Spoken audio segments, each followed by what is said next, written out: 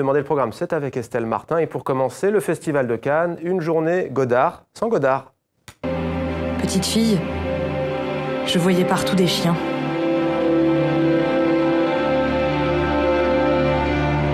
Cette matinée est un rêve. Chacun doit penser que le rêveur, c'est l'autre.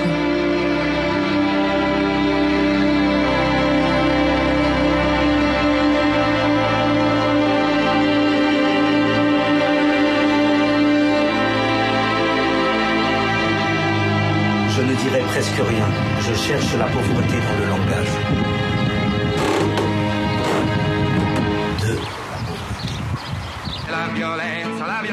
Bonsoir Estelle. Bonsoir Mohamed. Godard qui est donc en lice pour la Palme d'Or, mais qui ne va pas monter les marques tout à l'heure. Et oui, il l'a dit, le réalisateur franco-suisse a été catégorique. Cannes, ce n'est plus pour lui. Il l'a dit à notre confrère de la télévision suisse, Darius Rochebain, un entretien exclusif diffusé dès le week-end dernier. Nous en avions parlé dans le 64 minutes. Car si Jean-Luc Godard dit adieu au langage, c'est le titre de son film, il a quand même des messages à nous faire passer. Et d'ailleurs, la RTS a diffusé hier la seconde partie de cet entretien avec ce cinéaste culte. Et on en apprend un peu plus sur Roxy. Roxy, vous l'avez vu dans cette bande-annonce. Vous savez qui c'est? C'est le chien de Jean-Luc Godard. Oui, c'est l'un des personnages principaux. Et nous allons donc l'écouter, Jean-Luc Godard, hein, pas le chien. Écoutez-le. Adieu au langage. Le chien est un personnage important. Fondamental. Les chiens ne communiquent pas, ils communient. Aujourd'hui, tous ceux qui vont voir du Godard, ils pensent à quoi? En général, ils disent je comprends rien.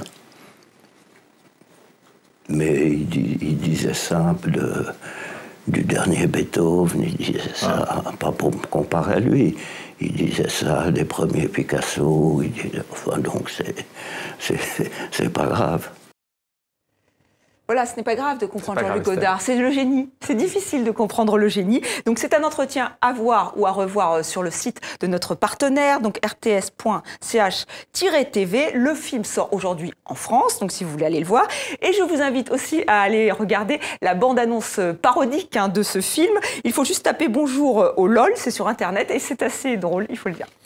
Le Paris de la Belle Époque, Estelle, maintenant, il s'expose au Petit Palais, une exposition foisonnante. Oui, le Paris 1900, c'est celui qui a attiré 50 millions de touristes. Ils voulaient tous voir l'exposition universelle et ils ont découvert la ville spectacle dans tout son éclat. Et c'est ce que veut faire cette exposition, à nous replonger dans cet univers effervescent. Plus de 600 œuvres, peintures, objets d'art, affiches, films, meubles sont exposés. Et quand on parcourt les 6 pavillons, ce qui frappe, Mohamed, c'est que le Paris de cette époque est celui qui fait fantasmer les touristes aujourd'hui, et oui, encore aujourd'hui. Et même les cinéastes comme Baz Luhrmann, vous vous souvenez de Moulin Rouge avec Nicole Kidman?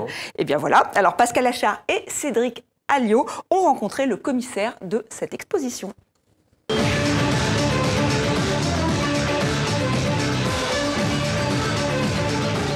Il y a une vraie mythologie du Paris de la Belle Époque, avec cette extravagance dans la création, ce foisonnement aussi bien dans le domaine de la mode, mais ça peut être aussi la cuisine, les parfums, tous les aspects de la vie. Et Paris devient vraiment un modèle, une référence pour le monde entier dans tous ces domaines. La scène artistique parisienne en 1900 est absolument incroyable, puisque coexistent aussi bien les grands académiques que les impressionnistes qui, là, ont acquis une certaine notoriété, et des artistes qui ont besoin de Paris, d'une part pour y apprendre, mais aussi pour y acquérir une certaine notoriété. Paris, c'est aussi la capitale des plaisirs. Alors c'est Toulouse-Lautrec avec ses éclairages par en dessous, ses lumières vertes, ce côté un petit peu satirique, un grand chef-d'œuvre, la National Gallery de Washington, ou encore le Chat Noir, l'affiche de Steinlen, et puis l'enseigne même du cabaret, qui est devenu vraiment mythique et dont les souvenirs ont été diffusés dès l'époque 1900, parce que maintenant on en trouve encore partout. Dès l'époque, il y avait des guides des étrangers à Montmartre. Donc ces endroits sont devenus mythiques dès 1900 et depuis, leur gloire n'a jamais décliné. D'accord. La Belle Époque. Merci à vous Estelle. À demain. À demain.